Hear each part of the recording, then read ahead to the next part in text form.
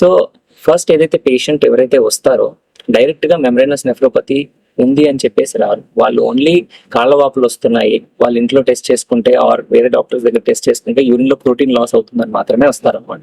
So మేము ఏం చేస్తామంటే పేషెంట్ వచ్చినప్పుడు యూరిన్ చెక్ చేసుకొని అందులో యూరిన్ ప్రోటీన్ పోతుందా, ప్రోటీన్ తో పాటు రక్తం ఏమన్నా పోతుందా మైక్రోస్కోపిక్ లెవెల్లో అని చూసుకుంటాం అనమాట. యూరిన్ లో ప్రోటీన్ తో పాటు మైక్రోస్కోపిక్ లెవెల్లో రక్తం కూడా పోతుంది అంటే అది కిడ్నీలో గ్లోమర్లస్ అనేది అయితే చెప్పానో ఆ ఫిల్టరింగ్ ఏరియాలో ప్రాబ్లం ఉన్నట్టు మాకు హింట్ ఇస్తుంది. దాంతో పాటు కిడ్నీ ఎలా పనిచేస్తుంది అనేది చెక్ చేసుకుంటాం. పనితీరు క్రియాటినిన్ లెవెల్స్ చెక్ చేసుకొని కిడ్నీ బాగానే పనిచేస్తుందా లేదా అని చెక్ చేసుకుంటాం. ఈ మెంబ్రేనస్ నెఫ్రోపతి పేషెంట్స్ లో స్టార్టింగ్ లో క్రియాటిన్ అనేది నార్మల్ గానే ఉంటుంది. దాన్ని ట్రీట్ చేయకుంటే మెల్లిగా క్రియాటిన్ అనేది పెరగడం కూడా జరుగుతూ ఉంటుంది అనమాట. దీంతో పాటు అల్ట్రాసౌండ్ ఎగ్జామినేషన్ చేసుకొని కిడ్నీస్ నార్మల్ గా ఉన్నాయా లేదా అనేది చూసుకుంటాం. ఇవన్నీ చేసిన తర్వాత కొన్ని రకాల రక్త పరీక్షలు అనేవి చేసుకుంటాం అనమాట. కిడ్నీ ప్రాబ్లం ఎందుకు వచ్చింది అనేది ఐడెంటిఫై చేయడం కోసం. వైరల్ ఇన్ఫెక్షన్స్ ఏమైనా ఉన్నాయా పేషెంట్స్ కి, హెపటైటిస్ బి, సి అట్లాంటి వైరల్ ఇన్ఫెక్షన్స్, దాంతో హెచ్ఐవి, దాంతో పాటు కొన్ని ఆటో ఇమ్యూన్ కండిషన్స్ ఏమైనా ఉన్నాయా అనేది చూసుకుంటాం అనమాట. లైక్ ఎస్ఎల్ఈ అనే దానికోసం కొన్ని రకాల రక్త పరీక్షలు అనేవి చేసుకుంటాం. ఇవన్నీ చేసిన తర్వాత అల్టిమేట్ గా కిడ్నీ బయాప్సీ దగ్గరికి వెళ్తాం. కిడ్నీ బయాప్సీ ద్వారానే మెంబ్రేనస్ నెఫ్రోపతి అనేది కన్ఫర్మేషన్ చేసుకుంటాం అనమాట. కిడ్నీ బయాప్సీ చేయడం వల్ల కిడ్నీలో నుండి చిన్న పీస్ తీసి టెస్ట్ చేసి అది మైక్రోస్కోప్ లో చూసుకొని అందులో మెంబ్రేనస్ నెఫ్రోపతి ఉందా లేదా అనేది చూసుకుంటాం.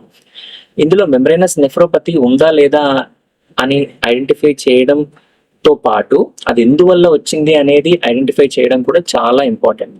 దాన్ని బట్టే మనం ట్రీట్మెంట్ అనేది డిసైడ్ చేస్తాం అనమాట. ప్రైమరీ మెంబ్రేనస్ నెఫ్రోపతికి ఒక రకమైన ట్రీట్మెంట్ ఉంటుంది, సెకండరీ మెంబ్రేనస్ నెఫ్రోపతికి ఒక రకమైన ట్రీట్మెంట్ అనేది ఉంటుంది అనమాట. ప్రైమరీ మెంబ్రేనస్ నెఫ్రోపతి ఉందా లేదా అనేది ఐడెంటిఫై చేయడానికి కిడ్నీ బయాప్సీ అనేది మనకు హెల్ప్ చేస్తుంది.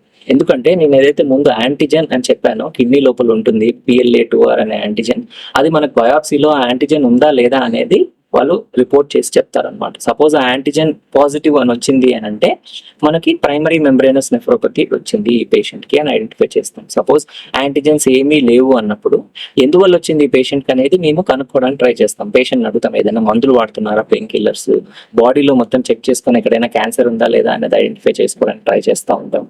దాంతోపాటు వాళ్ళకి ఆటో ఇమ్యూన్ కండిషన్, లూపస్ అట్లాంటి కండిషన్స్ ఏమైనా ఉన్నాయా చూస్తాము. కొన్నిసార్లు అవసరమైతే వాళ్ళ మూత్రంలో, రక్తంలో మెర్క్యూరీ లెవెల్స్ అట్లాంటివి ఏమన్నా ఉన్నాయా, ఎక్కువ ఉన్నాయా అనే దానికోసం కూడా ఐడెంటిఫై చేసుకోవడం ట్రై చేస్తాం. సో ఇవన్నీ సెకండరీ మెంబ్రేనస్ నెఫ్రోపతి, వేరే కారణాల వల్ల ఏమైనా మెంబ్రేనస్ నెఫ్రోపతి వచ్చిందా లేదా అనే దానికోసం మేము చేసే పరీక్షలు అనమాట.